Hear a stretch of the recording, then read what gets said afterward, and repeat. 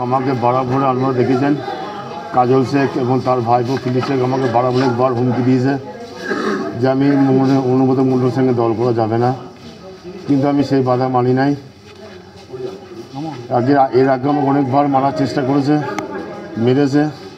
আজ করিম খানের অ্যাক্সিডেন্ট হয়েছিল, আমি দেখতে গেছিলাম।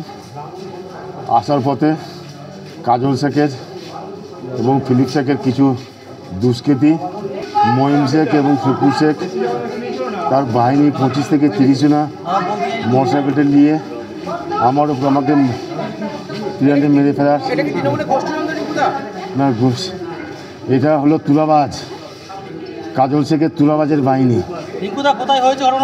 এটা হলো ব্রাহ্মণগঞ্জের।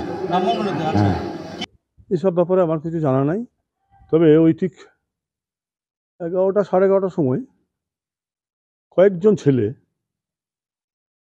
আমার নানুর ব্লকের কোথাও বাড়ি মুখছে না, নাম জানি না, নানুর এসেছিল, রিঙ্কুকে খুঁজছিল।